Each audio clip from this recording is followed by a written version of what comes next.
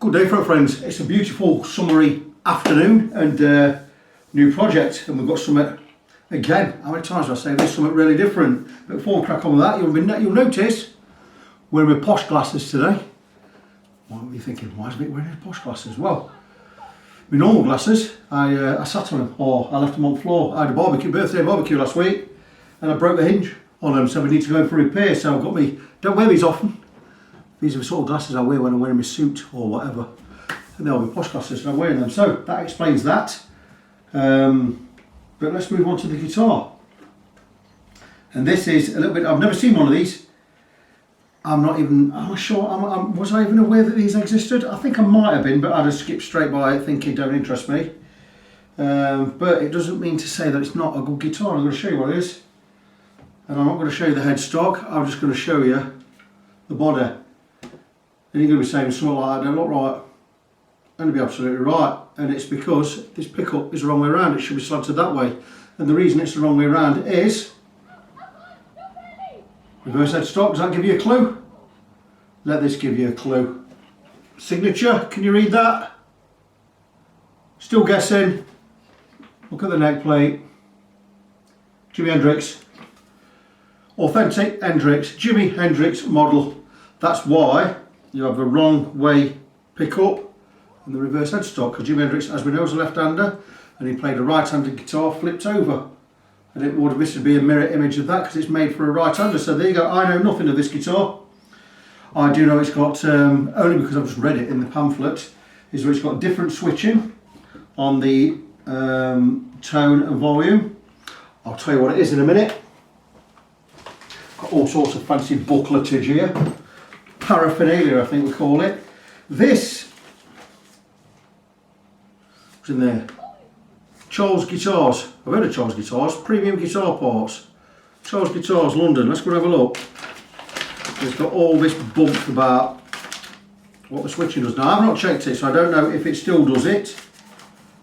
It has got a blend pot on there somewhere, I imagine.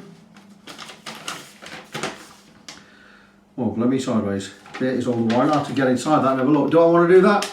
Probably not. Probably take his word for it. So, position 1, bridge with neck blended in. Position 2, bridge and middle with neck blended in. Position 3, middle only. Position 4, neck and middle with bridge blended in. And 5, neck with bridge blended in. So it looks like you can always blend the bridge or the neck in depending where you are. Now the strange thing about that is, everyone nowadays is telling you that position 1's up here and it goes 2, 3, 4, 5. This wire in here is telling you this is position 1 and that's 2, 3, 4, 5. So how do you get on with that? Well, you don't, do you? It's just not right, is it? It's got to be one way or the other, not both. But anyway, let's explain how this works. Position 1, I imagine it can be bridge with neck blended in. Maybe the blend is the middle one. Maybe that does all 3 tones. I don't know. If I have a look at the wiring, I might be able to tell.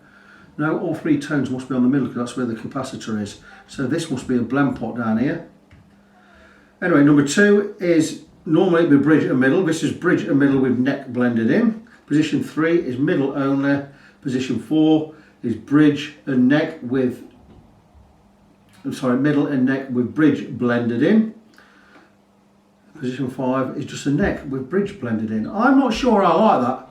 I would like the neck on its own and the neck and middle together without the bridge blended. But I suppose turning the blend right down, you're turning the blend off. I'll have to read more on that because that would be an after sales modification. So I'll go and find out about it. I'll just do a quick skim through here. Right, okay, that's just about soldering.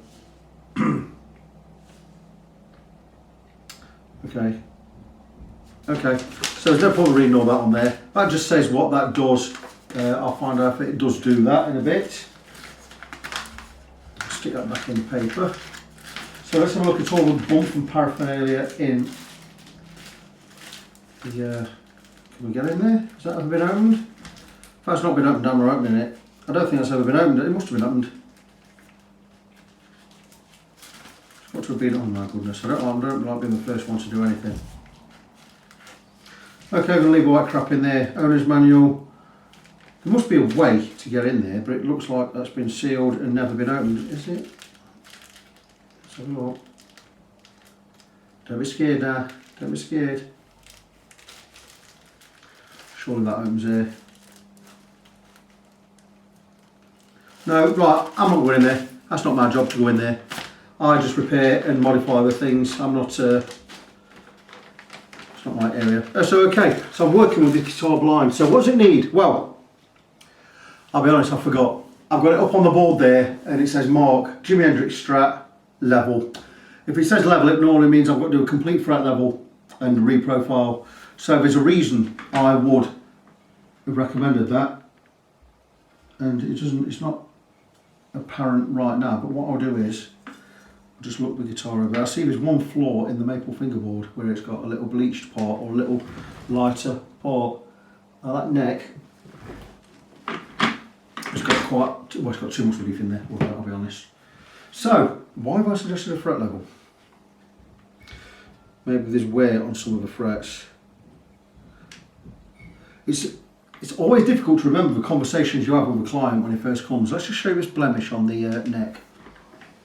See there on the first fret, there's that white area just there. Don't know if I need to do anything about that. The back cover is in the guitar case. Everything else about the guitar seems standard. I'm thinking I'll loosen the strings and check these frets, look them over. I'm going to check the setup first, check the intonation, check the radius on the bridge and the saddles, check the nut. I will turn the camera around in a moment, we'll go through all that. We're going to do a setup before we do anything on the guitar, just to check that everything is in order. Once that's done, we can then get the strings off, get the neck straight, and we can go and check the frets, and I can basically get close into it. I can see there's a lot of wear on some of these frets, so it might pay for it to a fret level. I've got level written down for some reason.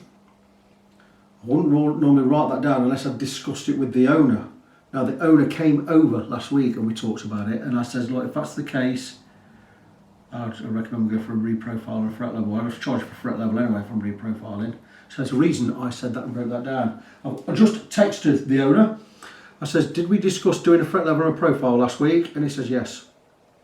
So there you go. So that is probably what I'm going to do, but let's be absolutely certain that that is what it needs before we continue. Hi guys, before we crack on with working on this guitar, I've fiddled about with the electrics and the controls just to get used to them, and I've worked out how the blend works. Now 10 on this pot is the blend off.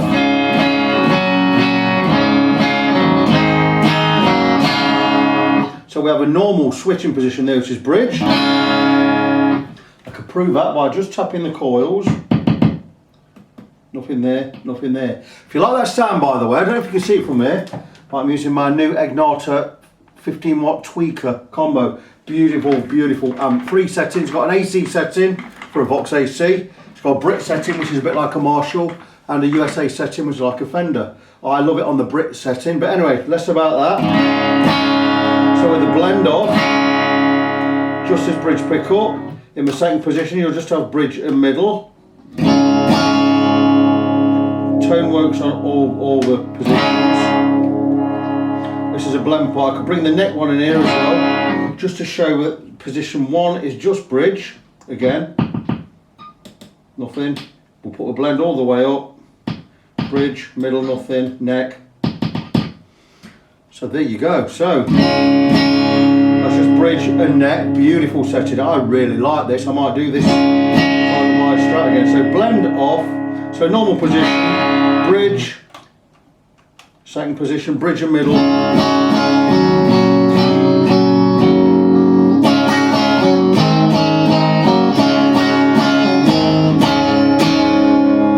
Blend off, just, hang on, blend off bridge and middle, that's right, without neck. Just middle, in the middle, just to show that. We could bring the neck in with the middle. Oh no, it doesn't blend it in there. Oh right, hang on a minute. Position 3 is just normal, that's right, because that will be middle and neck. Can you bring the bridge in? Yes, you absolutely can. All three on. All three pickles. Remove the bridge. And that's just neck and middle with a blender off. Show you that. No, it's not, it's just neck. That's right, sorry. Fifth position, fourth position, neck and middle. Can we bring the bridge in? You'll bet your bottom dollar. So, that is just neck with bridge. We take the bridge out, just neck.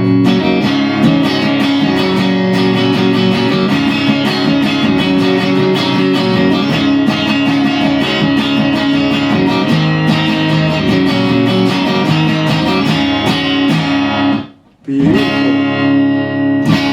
Okay, so to recap, normal position with a blender off bridge, bridge and middle, just middle, middle and neck, neck on its own. With the blend all the way in, neck and bridge, neck, middle, bridge, middle, just middle. That'll be bridge, middle with neck blended in, and that will be bridge with neck blended in.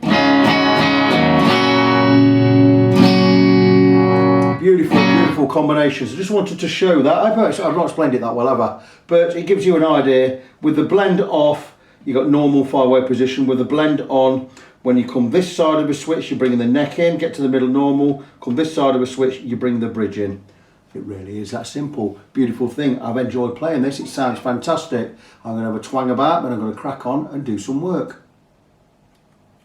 So, checking the guitar over before we take the strings off. Can already see the screws on the tremolo are set incorrectly. These are all screwed down. You don't have them all screwed down, you only screw the 2 outside ones down. The other 4 in the middle you back off, and then we're using the tremolo basically as a fulcrum tremolo on 2 pivots at the end. That's the way we always set them. So once we've got this set where it needs to be, we're going to turn each one of these back a quarter. The radius on the saddles is wrong, it's too flat. We need that to be matching the 9.5 inch radius there. The intonation is spot on. I've not had to touch it. I've just checked the intonation. It is absolutely spot on. We tune to E flat. Now I've always said to people who don't like E flat tuning, right? Try D sharp. Give that a go. Let me know what you think. And back onto the guitar. I've checked the relief in the neck at the 9th fret. It is 1/4 millimeter, which is what I always recommend. And we're there. And this 1/4 millimeter or 0.25 millimeter on here should just make this rock. Proof is in the pudding. There you go. So that's that. So that is bang on. We're 1.75 above the low E string is 1.75 mil above the 12th fret, 1.5 on the high E string, which is always recommended. So the only thing I've not really checked is the gap. That's okay because I've set 0.25, but I would like to see 0.25 on these 2 strings, going up to getting toward 0.3 on the middle too, and 0.3. 0.35 on the lower.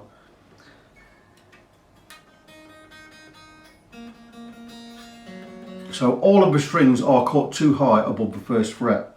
Well, not cut too high. The nut slots are not deep enough. We're going to cut all those nut slots. We're going to do that later when we've had the strings off. We're going to work on the frets for now. So what I am going to do is I'm going to set the radius.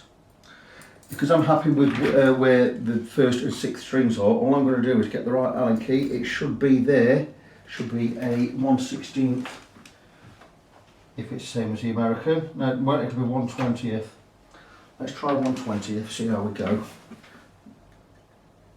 1/20th is beautiful, perfect. So 1/20th of an inch. We'll take the radius gauge, 9.5. Just check what it is, 9.5. Of course it's 9.5. I already knew that. And we're just going to bring a couple of strings up slightly. We can drop them back down to where they need to be. We're going to check all this again anyway once the new strings are on and once the neck's been worked on. This is just to get them there. What I'm doing is I'm raising each saddle, each of the 4 middle saddles, just so we can set this radius. Because we need the radius here on the bridge to match the radius of the neck. Now it's not a compound radius, it's a flat radius all the way along, 9.5 inch radius.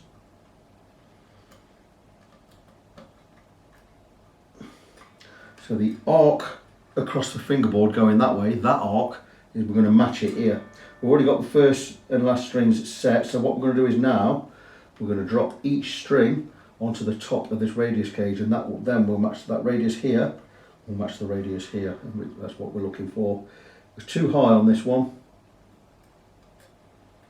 so we're just going to slacken off just a little bit at a time. Not bothered about them being perfectly level yet, I can level them off once we've gotten to the height I need them to be.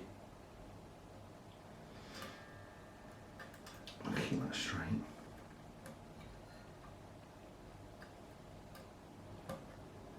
We're not worried about tuning yet or anything else, we just want to get this radius set right. Probably a bit too far away for you guys, but you know what I'm doing, you've seen it all before. And that to me looks pretty good. So all of the strings are now touching the top of the radius gauge, which means the radius there is matching the radius there. It will also match the radius more or less at the knot in a bit. We can always go a little bit lower on the higher strings because we don't have such a fat string. It means there's going to be less vibration. That's why I recommend 0.25 this side, 0.35 up here. I can get as low as 0.15 all the way across, but you need a precision guitar that is not going to bend or warp in a situation. So we can always go a little bit lower, but we always do a safe, what I call a safe. It's not quite safe. I mean, it's a little bit under what I do as an average. You know, we like to get it pretty low, but we don't want to go mental. So now I'm going to check. Now I see that these saddles, this one's far too low on this side. So wherever I turn it that side, which is half a turn, I'm going to turn it back this side, and then the height will be exactly the same as it was. I go a quarter back and a quarter back on this until we've got it there, and the saddle is now level. All the rest of them are pretty much bang on. And give that something like a 16th of a turn there, and just a notch back here. Just a notch back. Same again on the 5th string, or the A string. Just a 16th back and a 16th forward on the next one. We now have all of those saddles level, horizontal, a little bit on the inside to bring that up on this side, and a little bit down on that side. Let's have a look, and there you go. Same with this one, a little bit up here.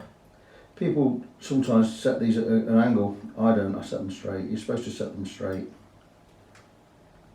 And I'm really happy with that. We have a radius set, we're going to check again.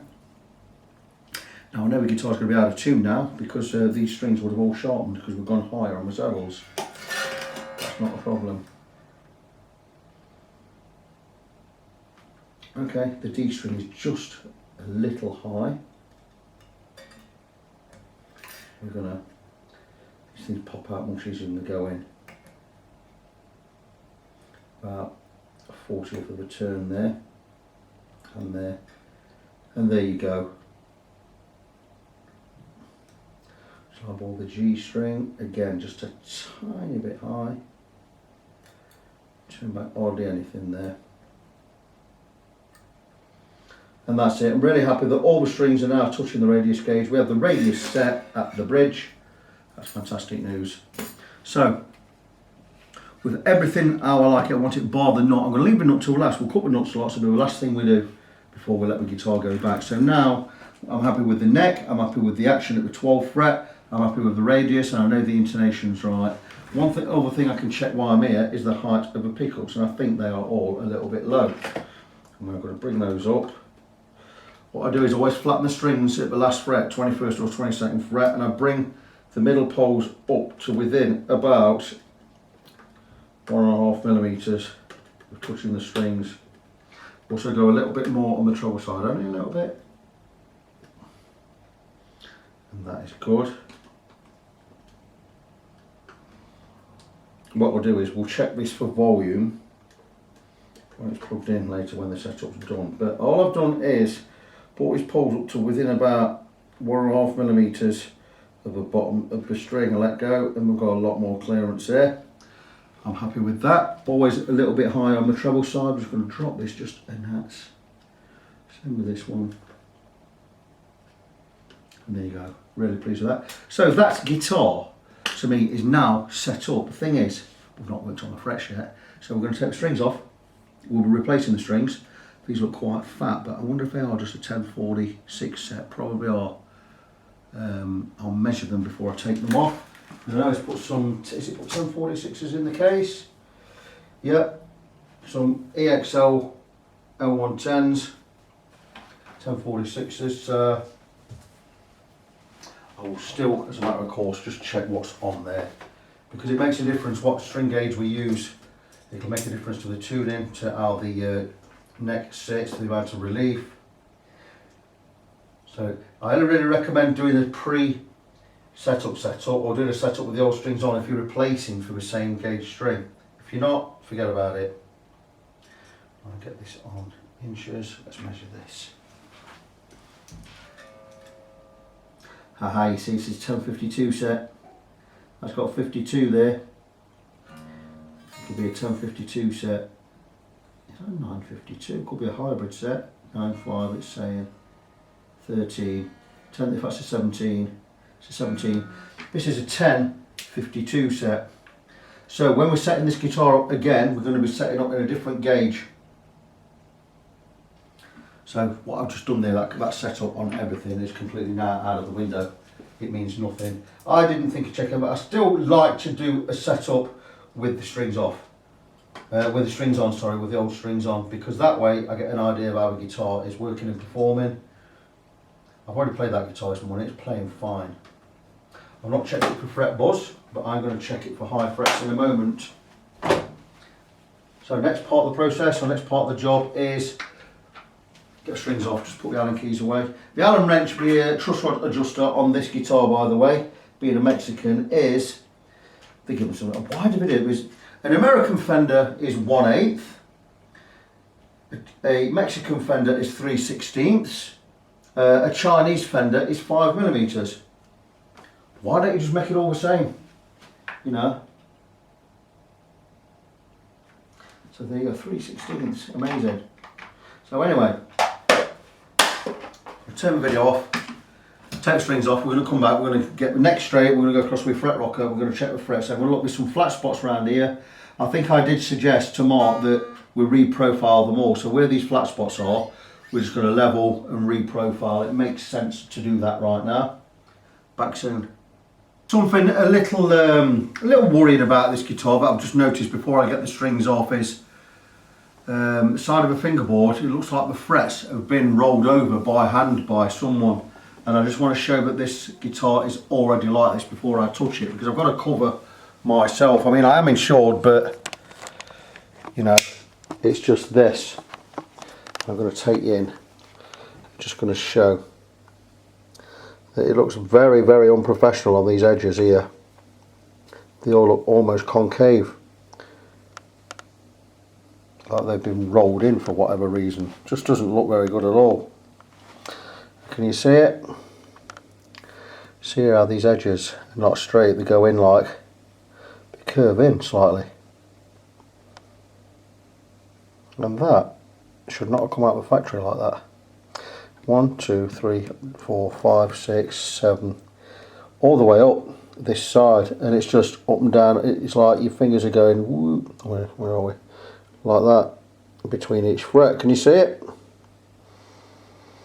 And I just want to highlight that. And this is that little faded bit I mentioned before as well. But that is a little bit worrying for me. I mean, it's not going to alter the way the guitar plays. It just does not look very professional at all. Very, very shoddy. With the neck removed, I'm just going to show the problem areas. And I don't know how much you can see. It's pretty hard to see when you look at it straight on or straight that way. But if I explain here, this neck has been sanded. And whoever sanded it has sanded in these frets, and they've gone in like that. And the best way for me to show you is, best angle to see it is, you can see it when I tilt the neck a little. So you're looking at predominantly these 4 frets here, and they've been sanded in like that. I'm sure the owner knows. Can you see what I'm talking about there? It goes whoop, whoop, whoop, whoop. I just want to get this on camera to show that that has not been done at this place. In fact, I've not worked on this guitar. All I've done is check the setup, remove the neck, remove the strings and remove the neck.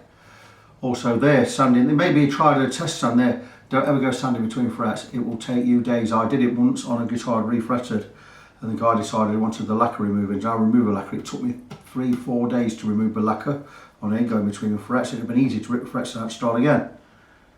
But yeah, I just wanted to show that. There's a little bit this side as well. So if you want to remove lacquer properly from a guitar neck, you're going to have to get the frets out and get it refretted. But anyway, on to the next part of the process. And I'm going to turn the camera again. Remove a neck, always easy to work on. The frets do not need leveling as such. There are 3 or 4 very slightly high frets. I don't really need to do them at all, but there are flat spots down the length of the neck. And I think I spoke to the owner, there were some flat spots here.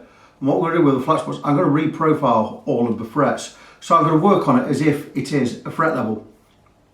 And what I'm going to do is I'm just going to go across a few strokes just to make sure all the frets are level. We're going to go across with a leveling beam with some 400 grit paper. Don't need to use a 240 grit side, it'll be too coarse. I'm going to go with a 400 grit side. This beam, it's a box of 2x1 steel box section. It's milled perfectly flat, this edge and this edge. I'm just going to go across with 400 grit. We're going to make sure the frets are level. And once we've determined that the frets are level, I'm going to re-crown the lot. And I'm going to put a nice beautiful round crown on there. So it's going to take pretty much the same time as a level, a complete fret level anyway. I just think it's worth getting it done now, and this guitar will be playing absolutely fantastic for the foreseeable future. I've got it up on the board as a fret level. I've messaged Mark. I said, did we say I'd do a level on this or a profile? And he says yes, so he's okayed the work. So that is what I'm going to do. So what I'm going to do is I'm going to get this bolted to using its original neck plate and screws.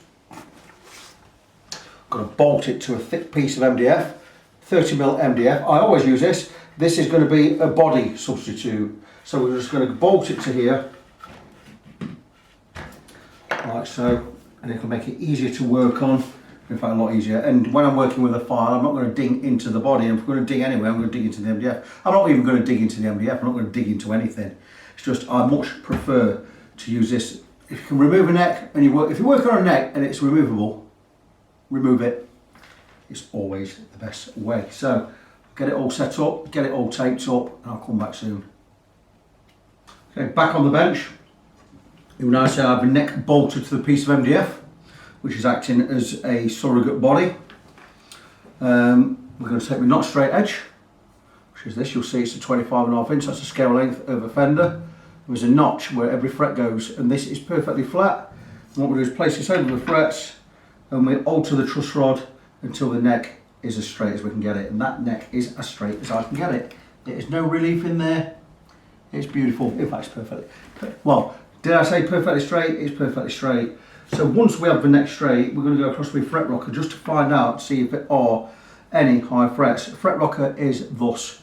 It has 4 edges. This is a precision tool. It's milled perfectly flat again, laser cut or laser etched. And the reason we have 4 different lengths is we can go up the length of the neck, and if we have a rock, we do 3 frets at a time, and if we have a high fret, it will rock. And as we progress along the neck, we flip it over to go with a shorter piece of the tool. And we get up here, for instance, we'll be on that piece, and we can check. And I'm not expecting there to be any high frets really, maybe 1 or 2. I had a little tiny bit of rock on a couple, but nothing major.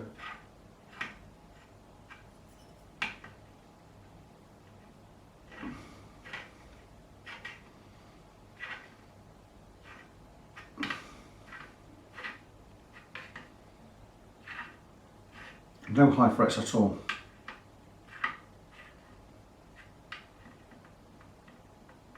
Oh, there's a bit on there. But it's nothing, again, nothing major. I'm just going to skim across with no high frets on this. We could just go with a regular setup on this. There's another one. We've got 2 high frets. So we're going to go, it's going to be an intensive setup anyway. I don't even think I need to work these frets.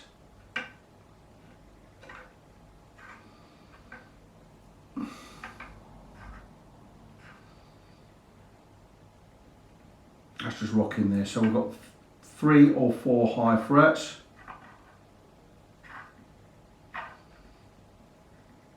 There you go, we've got 5 high frets. That brings us right into where we need to be for an intensive. It doesn't even need fretwork, it doesn't even want leveling. I'm just going to look.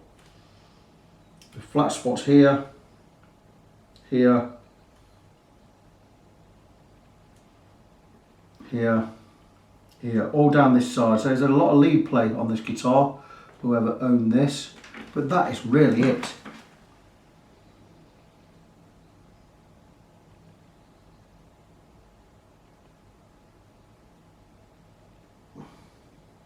I'm going to drop off this one. I'm going to talk to the owner, asking if he really wants me to reprofile all these frets. There are a dozen down this end. I'm sure it'll be okay. So that might be him now. Just bear with me a second. No, it's not him now. Okay.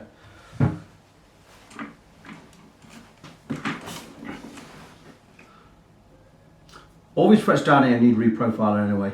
Sod it, I'm going to reprofile it. There's no reason not to with flat frets all down this end and all down here. So that's what I'm going to do. See if I can show you. It's not going to show up on camera. We have flat spots all the way down here, all the way down to about here. We have some tiny weird spots. I am going to reprofile everything. So I don't need to level anything. I am going to skim across with the leveling beam, like I said, so I need to get this neck all taped up. I'm going to do that now. Very good. I'm just going to tape up the edges. I'll show you a part of how I do that. Bring it up to where the heel joins the body. This is just so I can get tape off easier next time around.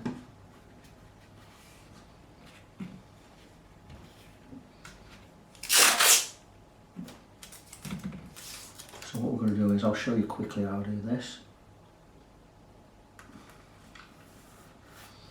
Right up to the edge.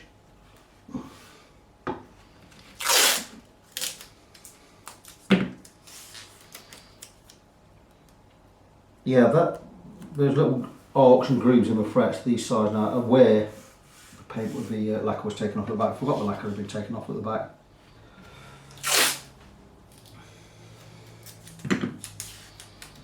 So I'm going to get this all taped. I'm going to reprofile all of the frets.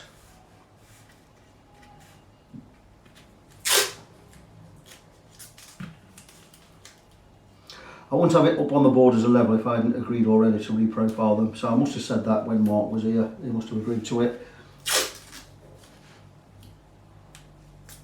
I think it's one of these, do whatever needs doing. I saw it on the interweb. I like work. Do whatever needs doing. Make it supremely and ultimately playable and perfect, which is exactly what I'm going to do.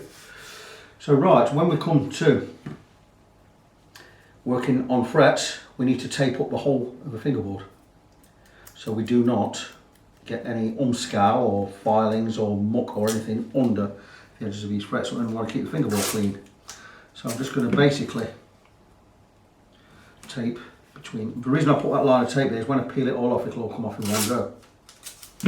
So we're going to tape between the frets like so.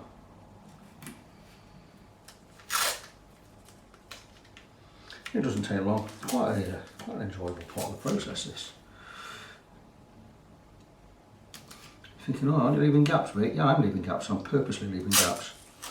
The reason I'm purposely leaving gaps is to save tape, and I'll show you for why.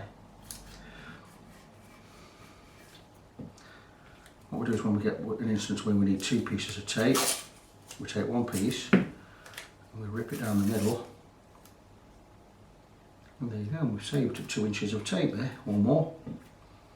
You're always looking to make savings in some way. I don't mean drastically, I don't mean by skimping on work. We never ever skimp on work.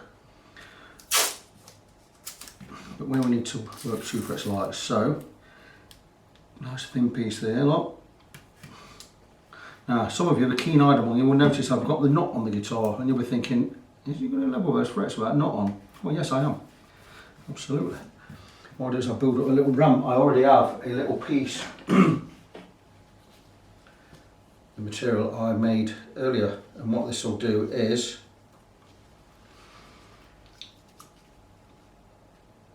that the piece? I don't think it is. I know what I've done. Yes, how thin that is at this end, but thick at that end. It's a little ramp I made. And what we do is we cover the nut like so. And now when I come to work that area, watch this.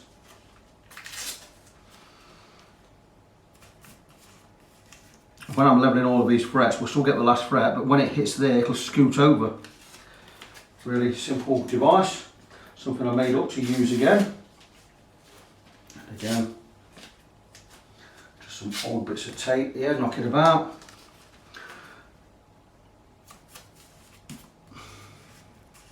Always thinking of better ways or little new ways to do stuff. And how that's going to work is, when I'm leveling all of the frets, when I come up to the last one, it's already hit the last one, and when it gets towards the nut, it's going to go up and over the nut. It's not going to peg over the nut, so I don't have to remove it. Removing and replacing the nut takes a lot of time. You have to be careful not to chip any lacquer. You have to refit a new one, recut it again. I charge 45 quid for replacing and cutting a nut, so you know, don't want to be doing that. If we can keep the old nut in there, it pays to do that. So now you see how this is going now with the tape. We're going to get to a point where this tape doesn't fit in a minute. And what we'll do then is we'll move to a thinner tape like I'm doing right now. I'm already going to go down there with that. And when we get up the top end, we'll go with a thinner tape again. I've got some 25mm, some 19mm and some 6mm. And what we'll do is carry on with this. And a couple of things I can do when it gets too wide. This one, I'll just rip a fat piece in half, like so. So go with a 25. Or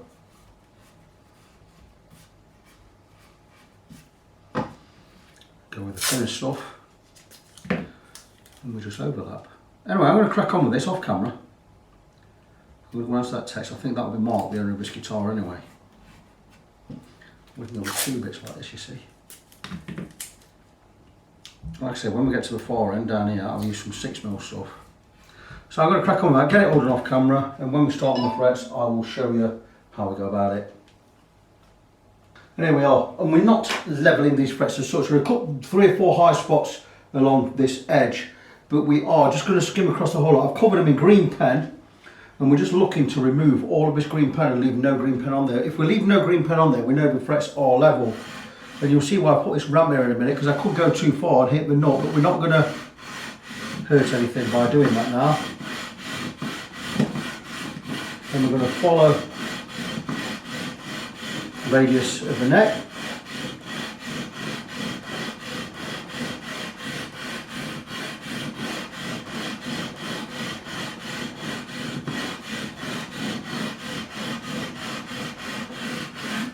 I have a bit of pen down this edge still, but I think we're pretty much done there. Little few areas here means we've got a high fret up this end, so I'm just going to check where that high fret is. It doesn't normally take that long to get them level. We'll be saying a fret above this one's got a little bit of extra height. And here it is, this one here, this little beast. And what we're going to do with that is we're going to take a file to it. Like I say, just 2 or 3 high frets, and it makes all the difference. We have to get them all level with each other. I'm going to take a flat edge, number 4 Swiss file. I'll check again which is a high fret, and I knew there's a high one around here because it's stopping, there you go, stopping these being hit down this end. So we're just going to do that 1 fret, flat side down. It'll be pretty aggressive, and once I stop getting resistance, I've got that fret level, and that is saying it is level. So again, just clean the beam, and we're going to come across and just finish off. And I'm sat down now, it's that easy. I'm not pressing down, I'm letting the beam do the work.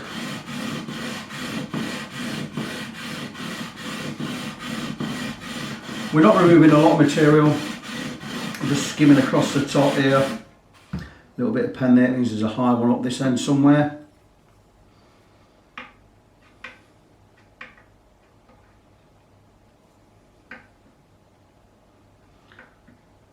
We'll just take the file again, give it a clean. Flat side.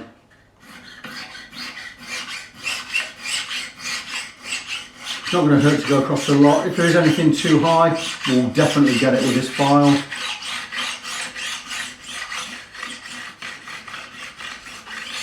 And I'm pretty convinced that all those frets are level. And what I'm going to do is I'm going to go with green pen again, and we're going to remove all of the green pen this time.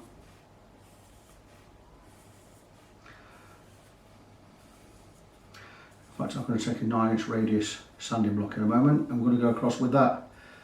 And it shows that we maintain the radius down the whole length of the neck. I'm enjoying the new camera position. I tend to just set it, it stays in that corner now, and wherever I need the camera to point, I just point it to where I'm working. And I can leave it running, and I can do more. And I can be working at my pace, not slowing down, not altering the camera, not changing position or anything.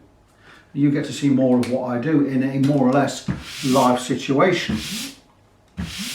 Right, let me just check on that 9.5-inch radius. No, I have one. And there we do. And we have a 9.5-inch radius block there. And it's already got 400 grit on there. We're just going to give that a brush.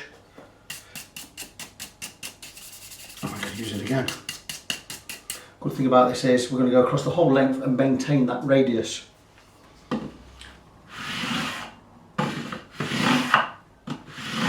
And that is it, 3 strokes, and it's all the pen has gone. A little bit of this end, but I wasn't doing it.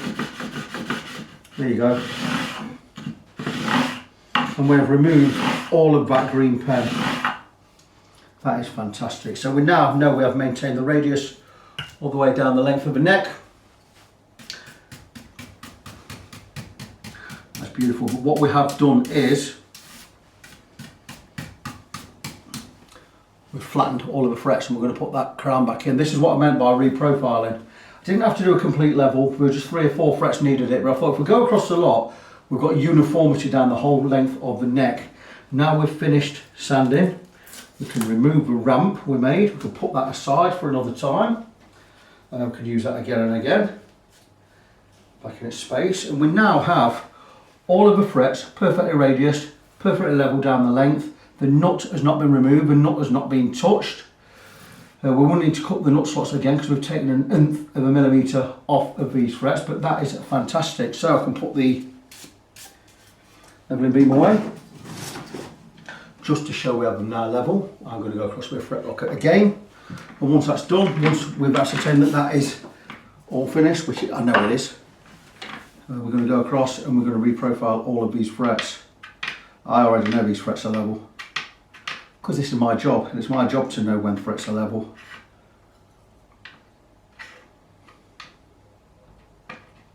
I love my job, honestly, it's fantastic.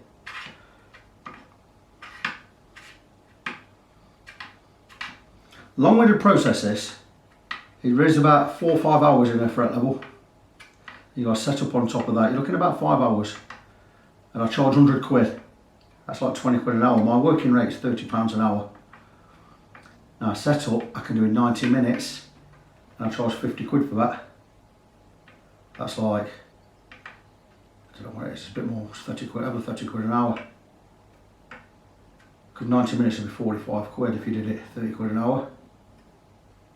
So I'd much rather be getting setups, but I tend to do more fret levels than anything else. And I really don't mind, I can't complain at £20 an hour. I get one of these done a day. If it came to setups, I could probably do 3 a day, so I could be earning 150 quid a day on setups. I don't get a lot of just setups, to be honest with you. The only setups I tend to get really are brand new guitars, and for those I charge 35 quid for a setup. So, but very, very fortunate to be in a position where I can work from home and I can actually make a living. Well, almost, I don't really make a living from this, but I can make decent money to top up my wife's wages from home without leaving the comfort of my own. So if I want to go and walk the dog, I can go and walk the dog. If I want to nip out shopping or go for a pint or whatever, I can do. So for instance, next week, I've got a day off next week, I'm going to get tattooed over in Derby. Can't remember the name of the shop. If I didn't remember the name, I'll tell you who it was. Collective Tattoo, the Collective Tattoo something. I think it's the Tattoo Collective, whatever. Well, I'm out there in Derby next week, getting tattooed by Tristan out there, having a whole day. And working from home and being my own boss means I can actually go and do that. So how very fortunate am I? But anyway, we're going to move on to crowning. But what we're going to do is I'm going to stop the camera for a moment because I need to go to the loo, and I'll come back and I'll show you the crowning process, because we're going to do it with all 24 frets, and once that's done we're going to move on to the polishing. Just got time before I fetch my eye from work to show you crowning frets.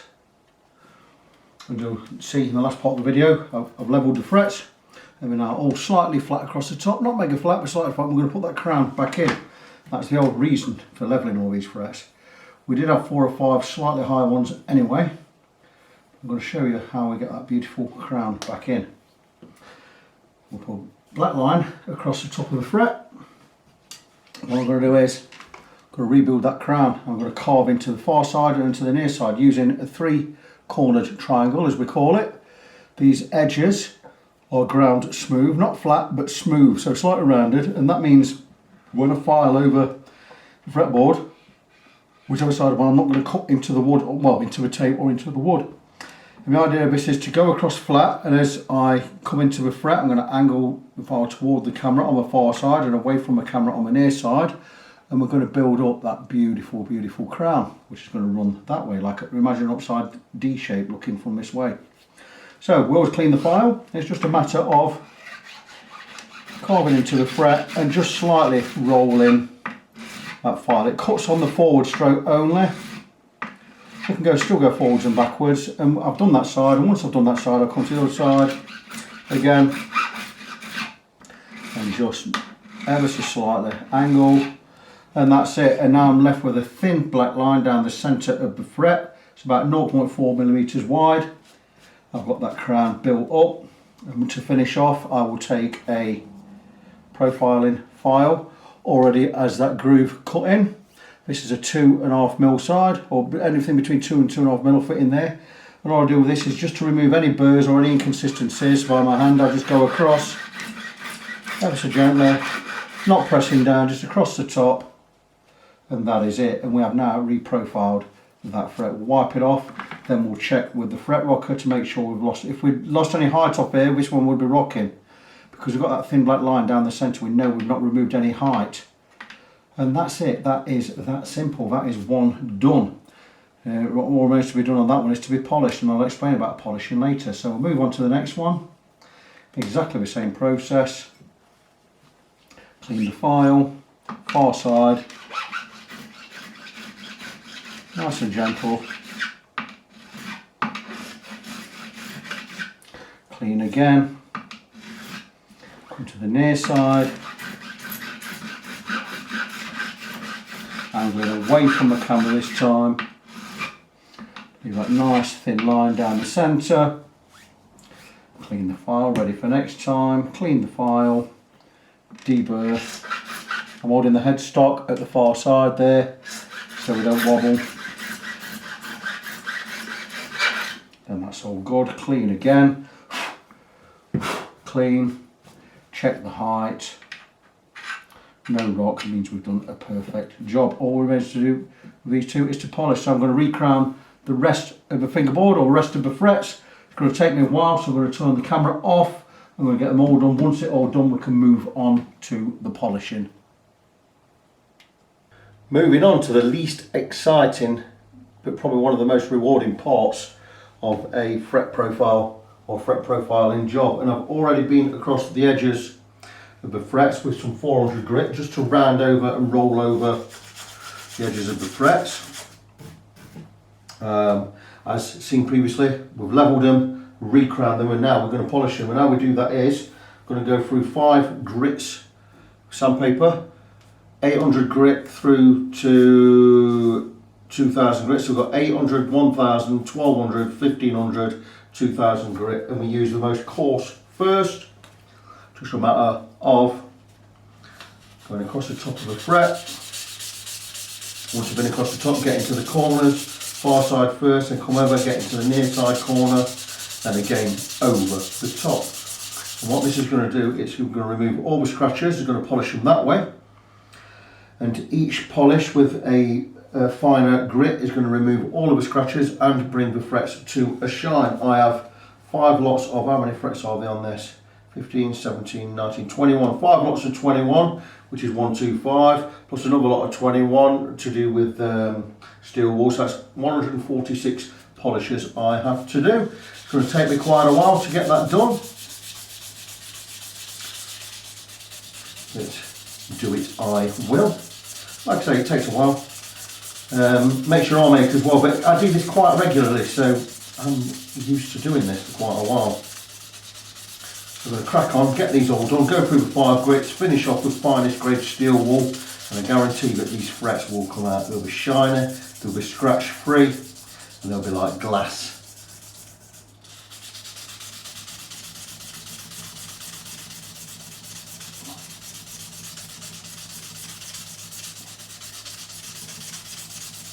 So I'm going to crack on. I'll show you the results, obviously, when I've finished what I'm doing. You join me right at the end of polishing the frets, and I've polished them all, and I've also been across with the finest grade steel wool. Just got the last one to do. This is second to last one. And I don't know if you can see from where you are, but this is still a bit dull. I've been across with 5 different, in fact 6 different grits of paper, 400, 800, 1000, 1200, 1500, 2000. We've rolled over the edges, and I've been across all of them with the finest grade steel wool, super fine, grade 0000. I've just got the last one to do. I've already been down the sides to do the bevels, and all we've got to do now is just come across the top and get right into the corners either side. Again, finish off over the top, and that is it. And those frets, just one more polish, just for look. And it makes your hand ache, this does, but you know, you get used to it.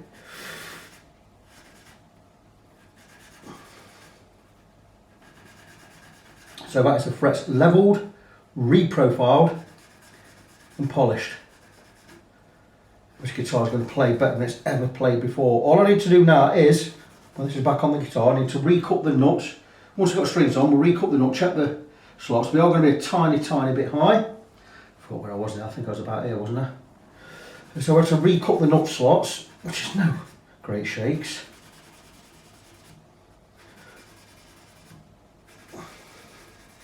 And get the guitar set up.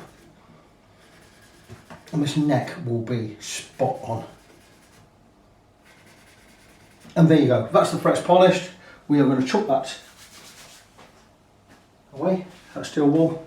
All I need to do now is remove the tape, clean the neck and the fingerboard, get the neck back on the body of the guitar, get some strings on, and we'll come and cut the slots in this nut and get the guitar set up.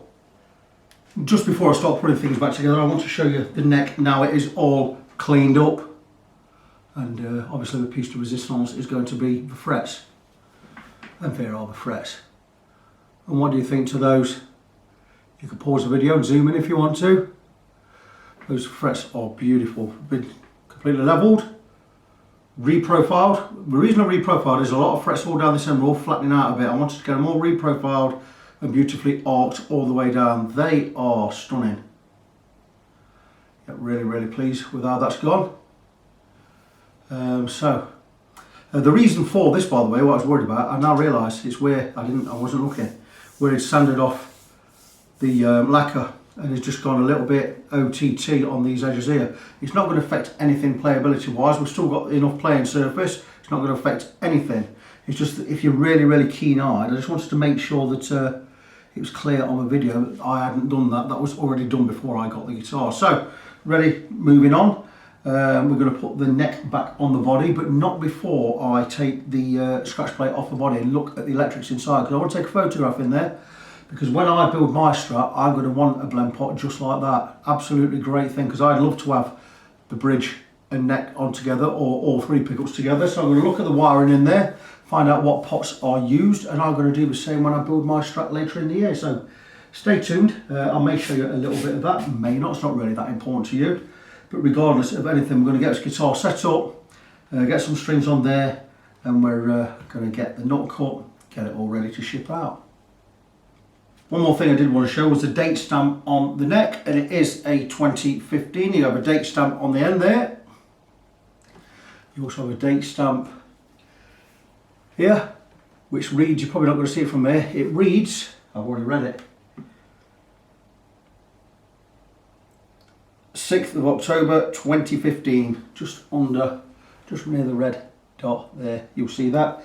Now regarding the switching on the blend pot, all three pots there are the same. They're 250k, they are 450S CTS pots. Now the 450Ss are type of vintage taper. I would imagine that they are all, dare I say they're all linear? I'm not quite sure. They certainly feel linear in the sweep, but they could all be logarithmic or audio pots. So I'll have to find out about that. There's a big vintage, I don't know what capacitor that is in there, the big mustard barrel in there. But the pots, each pot is exactly the same. They're all 250k and they're all the same value, same markings. I can't see all the markings, but it does say 450S. And then it goes on to say something like, there's some numbers ending in 011, 4 numbers, and it says CP, then dash 250k, and ends with the number 1709. So whatever that means, I'll try and find that out, and I'll do a bit of research. But the system, the wiring itself looks quite simple. Just got some extra wires coming off the 5-way. I'll be able to sort all that out anyway. So that's it. Going to crack on. Going to get the guitar back together. We're going to get it set up, get the nut cut, and get it all sorted out.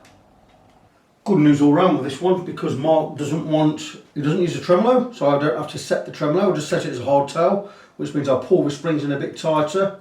We'll flatten all these screws to the plate, make sure it's not tilting forward and it can't tilt back. What else? He doesn't want the back cover plate on there either, so that makes that really a lot easier. So all I've got to do is string the thing up. I'm going to go with a set of supplied XL110s, D'Addario 1046s, so we'll get them out of the packet. Problem with this is, well, not a problem, but the difference with this is we're going to string it from the high E down to the low, which is in reverse order, because if your headstock was the other way around, you'd do the low E to the high. So we'll crack these strings open.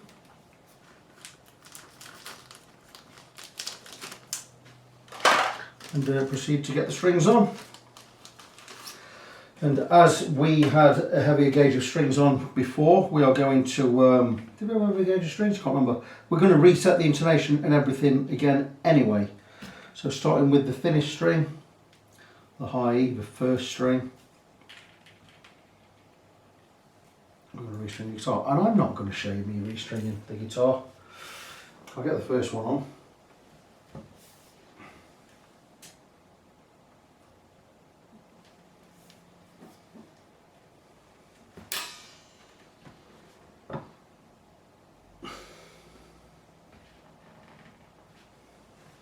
So while I like to get a good lot of wraps around the top each string, so I'm going to go with at least 4 wraps. So I'm going to go 4, I'm going to go 5 lengths, or I'm going to go all the way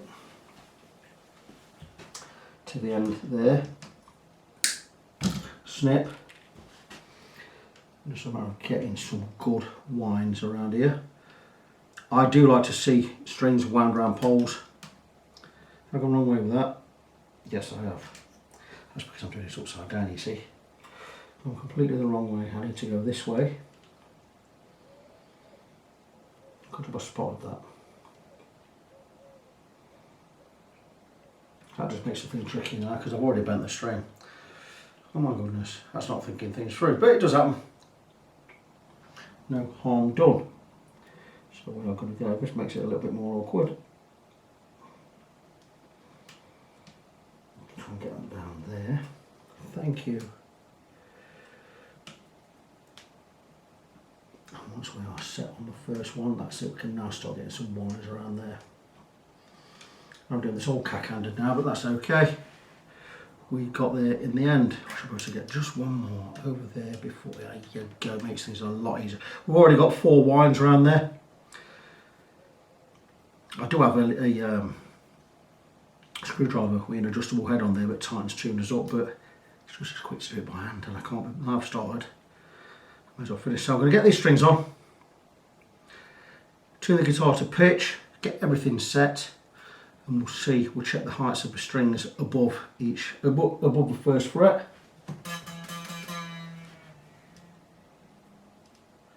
See if we need to cut the knot.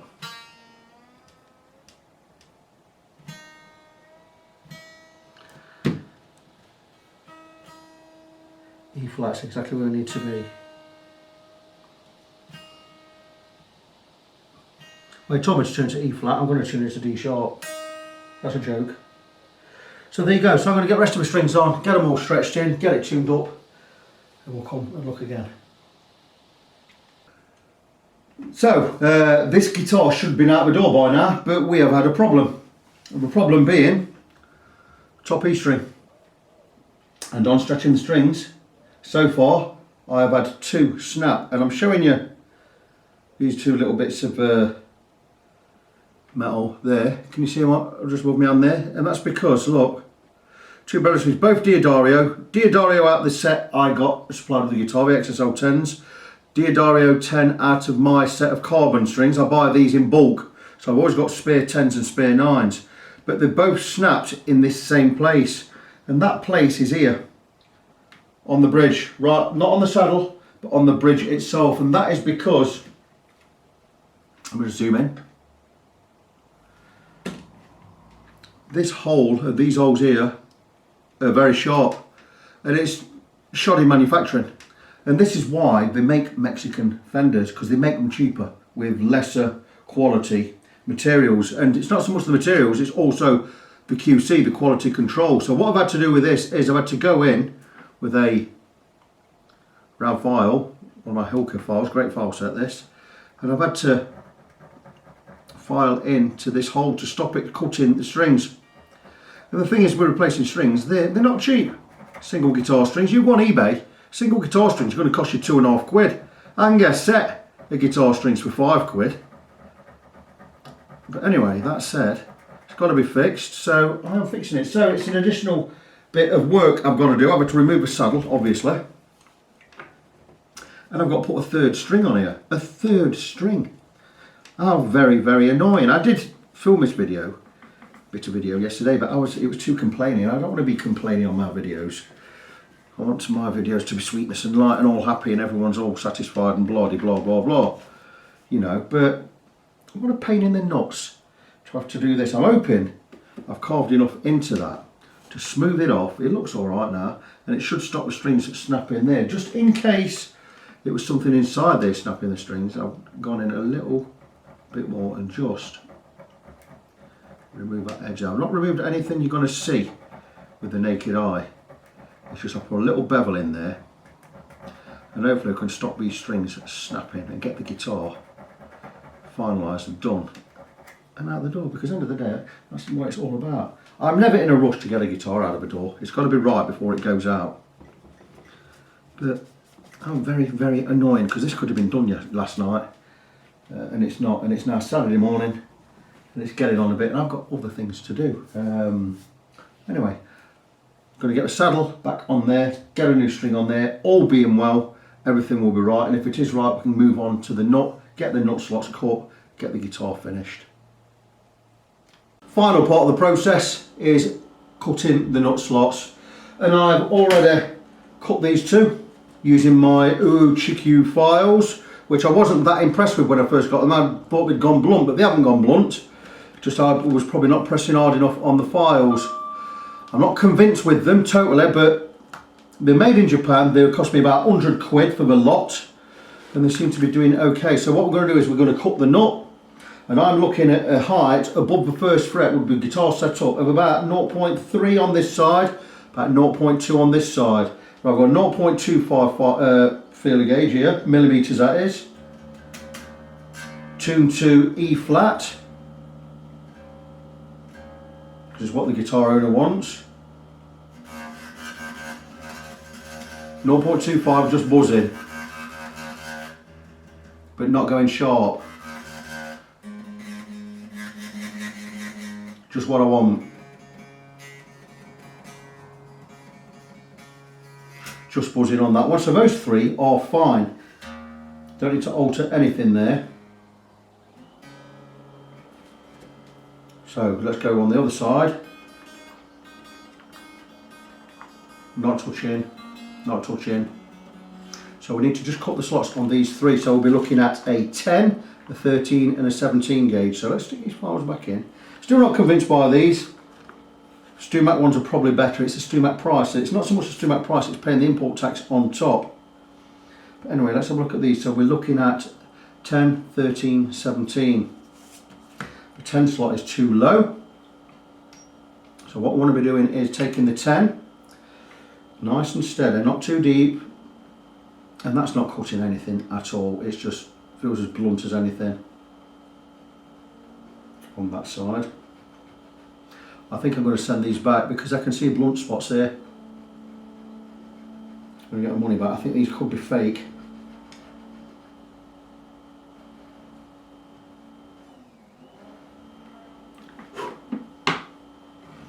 If you can hear a whirring, that's outside. Someone's steam cleaning something. Not quite deep enough on that one.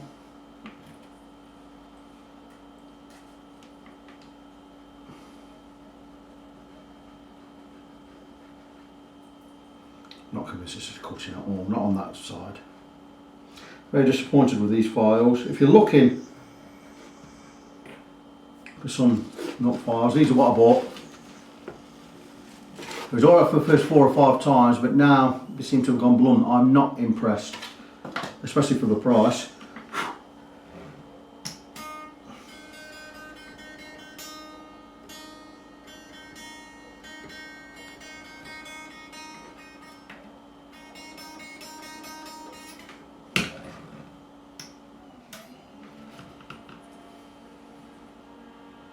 Like I said, when cutting a nut, cut little and check. If you go too deep, you've got to replace a nut.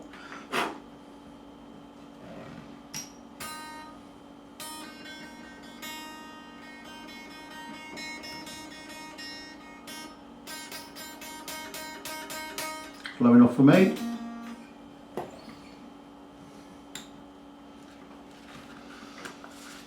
Go to 13. Again, not cutting up, not doing anything. Turn it over.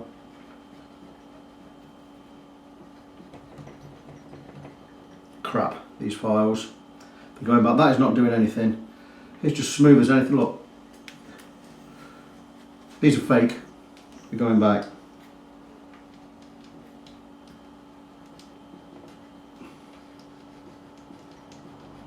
Cutting at this end where I've not used it before.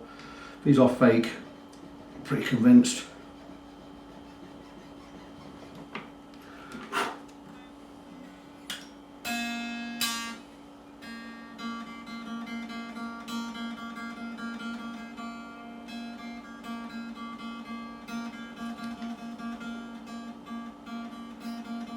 Still not deep enough. And when it's like this, I go to my trusty old Hosco set and I'll cut the 13 with that. These have never gone blunt.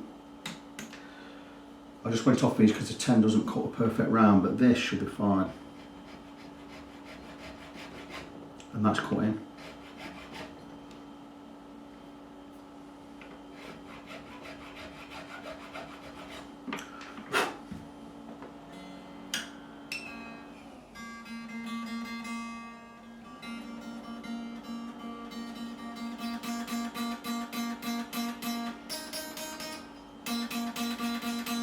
Pleased with that. With the 17, I'm just going to go, I only need to go a little bit. I'm going with my old Hosco file because I know it cuts well. Just a couple of strokes on that one, should be fine.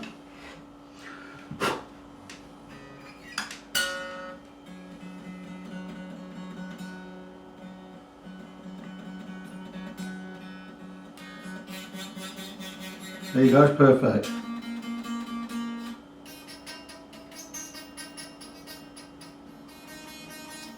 So they are all just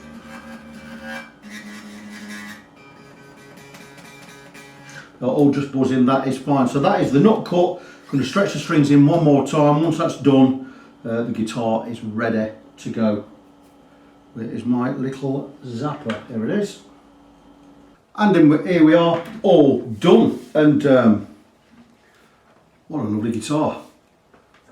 It is really very good. Barring that little problem with the saddle there, which is the angle, basically where the hole is where the string comes up through the bottom and it goes over to the saddle itself.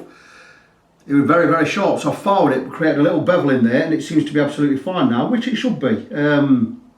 But all in all, what a lovely guitar. I love the feel of the neck. The frets, now I've reprofiled the frets, are beautiful. I know the owner, Mark, is going to be very, very pleased with it. He's actually on his way to collect it now. I didn't know this, but Mark lives in Doncaster. I live in Kirkby and Ashfield, which is a good 40-mile trek. But he found me on YouTube or Facebook or whatever, decided he wanted me to work on his guitar. He comes over from Doncaster, but now and again, I believe his wife works this way sometimes, but actually today is in the Mansfield area. In fact, it's in Sutton and Ashfield, which is only about 2-3 miles away from here. And he said, can I collect it today? I says, yeah, by all means, the guitar is ready. So here it is, and let's just recap what we've done. Didn't want anything in particular doing. I mean, it did need a setup, that there was some low, not so much low frets, but flat spots on quite a few frets at this end. I decided to reprofile the frets, which is not a bad thing. I've done that. I've reset the height of the pickups, and I've given it a setup. I've also cut the nut slots again because they were too high. So the guitar has had an intensive setup. Also, I had a little peek under the scratch card because I wanted to see how this blend pot works. The piece de resistance on this guitar, the best thing about this guitar is this blend pot here, which means you've got your normal 5-way position. So you've got bridge and middle, middle and neck, neck. But you can blend the bridge in with these two or this one, and that way you can blend the neck in with this on its own or these two in those two positions. These two positions this side, middle is just middle on its own. What a great thing, all on a blend pot there. The tones for each pickup is on that one, all three. So you've got master volume, master tone and a blend. Fantastic idea. I'm building a Strat. I've got some parts to build one, so I am going to do, I've had a look in there and took a lot of photos of the wiring because I'm going to do exactly the same wiring as that. I'm going to put a blend pot in there. What a great thing. So beautiful guitar. One little thing that did let it down is the bridge, that where the string was snapping. It's just not brilliant manufacturing. They need to look at that. But everything else is fantastic. What is there not to like about this guitar? Even to the reverse angled pickup is going to give you those Hendrix tones. Fantastic thing. I've had it plugged in. It sounds brilliant. Really pleased with it. So what more is there to say? Nothing. The guitar is done. The owner is on his way to pick it up. So I'm ready to sign off. Just before I go, remind you of my website, facebook.com/ng17. That's facebook.com/NGONESEVEN. Fretfriend.co.uk will be up and running soon. I've not had time to build it yet. It is pre-built, it just needs a bit of tweaking. I'll let you know more about that in the future, but for the time being, that is me finished with this one. I'm going to move on to the next project. It's Saturday. I'm going to work on one of my own guitars today. I'm going to rewire my Jazzmaster. So for now, I'm signing off. Project finished. Move on to the next one. Get ready for next week. And until next time, boys and girls, as always, God bless you. Be good to each other. I'll see you soon.